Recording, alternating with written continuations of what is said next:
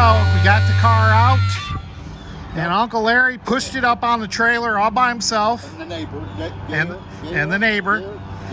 So we're all set to take her home to Grafton. Here we go. What do you think of this project, Uncle Larry? I love it. I think it looked good in Joe Blow's garage. Here we go, Marky. Get leaving. See what's coming around the corner here. Hey, it's a Chevelle. A 69. Look at those tail lights. Look at those tail lights. Beautiful. All right. Look at this beautiful Chevelle that we just got home today. And I'm telling you, folks, these Chevelles, they're still out there. They're in plain sight. I mean, this Chevelle was probably 15 minutes from the house. It's been sitting in the same place from probably 1983 or so, I think, from the title.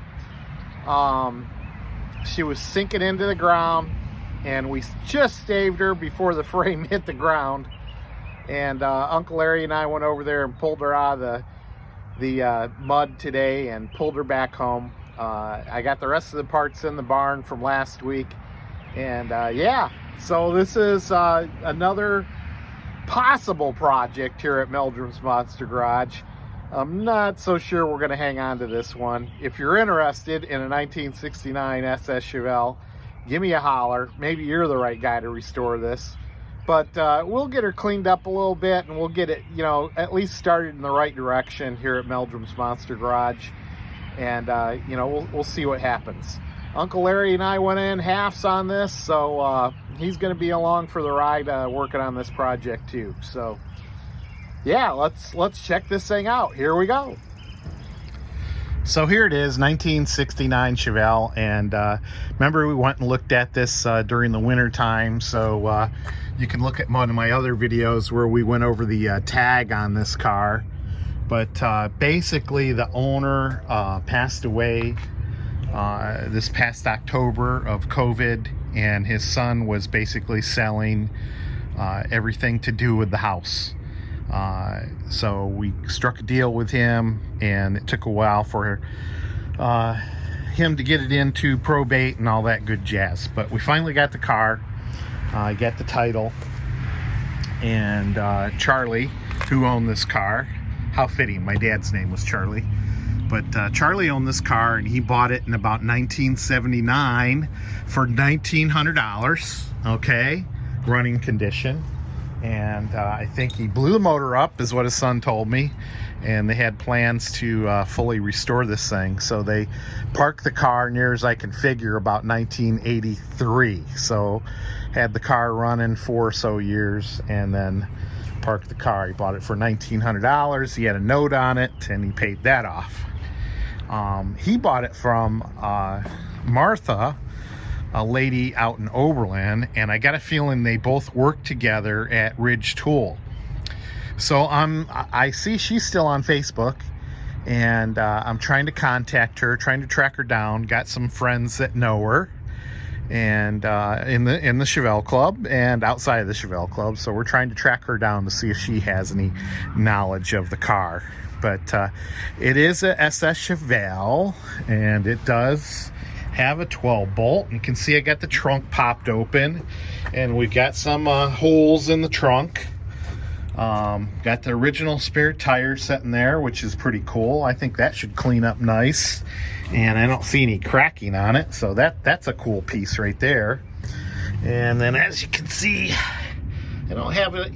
My lift is busy right now, so gonna have to wait a while before I can get up and look and see what axle ratio that is. But you can see the 12 bolt in there, and some air shocks, very typical of this era for these cars.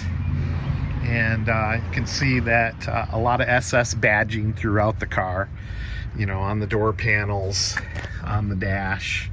So I don't think we're looking at any kind of fake car, because people just were not cloning cars back in the 1979. You know, when these cars were worth only $1,900 in '79, hardly worth cloning. And this car was so close to me its whole life. It ain't funny. And these cars, like I said earlier, they're in plain sight. This car's set behind this guy's house. As you can see, it sat in the mud. But the frame isn't rotted out. The frame looks good under there. And you can see the mice made homes up here.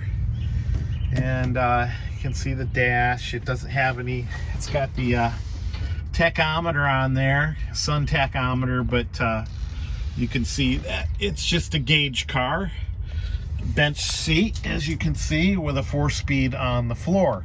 Now the original, I do have the original transmission for the car. It matches the serial number of the car, but the original motor is a 69 motor, 69 heads, but it is not original to the car. So we're in the process of checking that out and seeing what's going on with that. Cool wheels. No, Tom Reitler, these are not Krager's, so the tires have not committed suicide yet. These are Rockets, so that's pretty cool.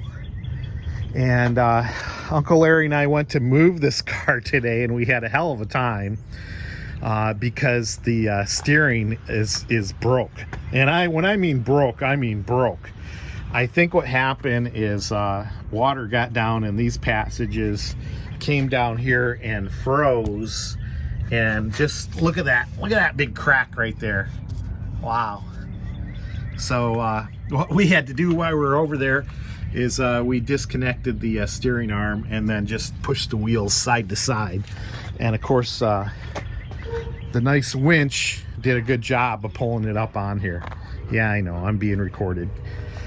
My own security system is yelling at me, but you can see a non-air car.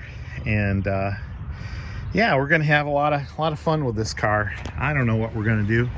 Let's see, it must have had an antenna here. See that hanging down there. But vinyl top car. I don't know what else to tell you.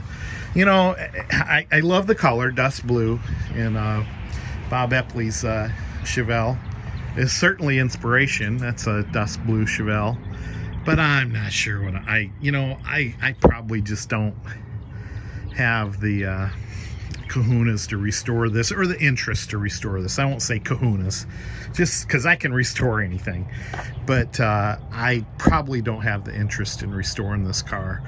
So we might just put it together and get it as a running piece, and then send it down the road, unless somebody comes out here and sees it earlier and maybe strikes up a deal. So yeah, that's what we got going on at Meldrum's Monster Garage this afternoon.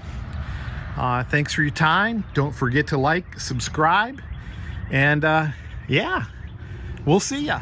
Some of you are probably interested in this piece usually rots out pretty good, and it's in good condition.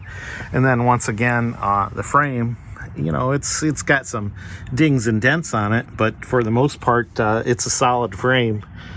And yeah, I can't wait to get it up on the lift. Should be a-okay.